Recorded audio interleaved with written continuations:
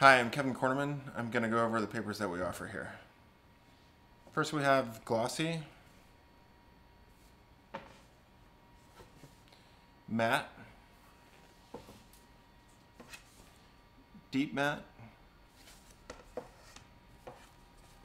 and Kodak metallic. So a lot of people ask which papers we recommend. Basically, every paper has its purpose. I'd probably say that our matte is our house stock. It's probably the most multi-purpose paper here. All of these are professional papers. Matte is good for mounting. In this case, it's mounted to Sintra. It's got a nice smooth finish. It's also good for framing for the same reason. Basically, if you're mounting at all, matte is a great choice. You're going to get this nice smooth finish. This is our Fuji Crystal Archive gloss. Depending on how you plan on displaying this, either in a frame or mounting, this is a great choice. For mounting, I don't like the gloss as much because it tends to get a little bit of a texture. Some people don't mind this. I personally am not crazy about this. So I usually recommend gloss for framing, where it's going to be behind a matte and a sheet of glass.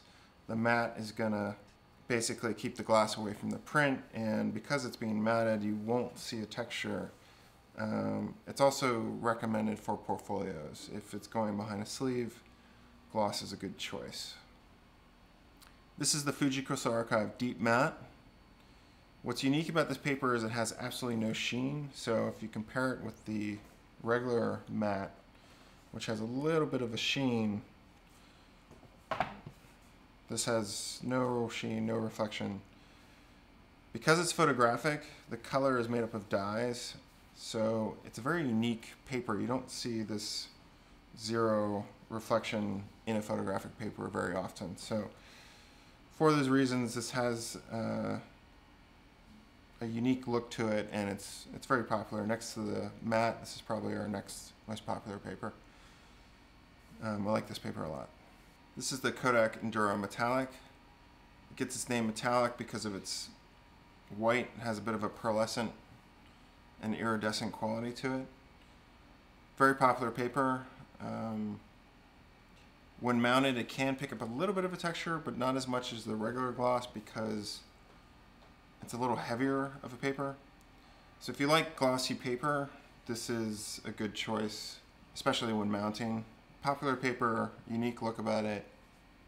Definitely recommend this. This is a review of Fuji Crystal Archive Gloss. Glossy has a unique look, nice rich black, rich saturated colors, similar to the Fuji Crystal Archive Matte. It can pick up a bit of a texture when it's mounted, so for that reason, if you're planning on mounting your work, I don't actually recommend the gloss as much. But I would recommend it for framing. So if you're planning on framing and matting, the gloss is a great choice. This is a review of Kodak Endura Metallic. Very nice paper. It's a very heavy weight paper. The white has a pearlescent quality about it, which is where it gets the name metallic. It's very popular with a lot of photographers. It does have a gloss base to it. Can pick up a little bit of texture when it's mounted, but because of its heavy weight nature, not as much as the regular gloss.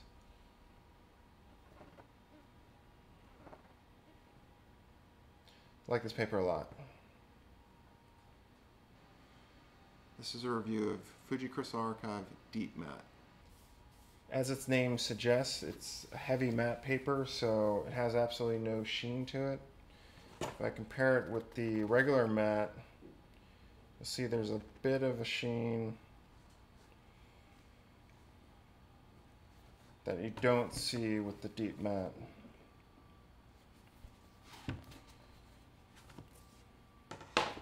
So this paper has a very unique look to it because of this deep matte quality, coupled with the fact that it's a real photographic paper, so the final image is made up of dyes along with this super matte, just a really unique paper.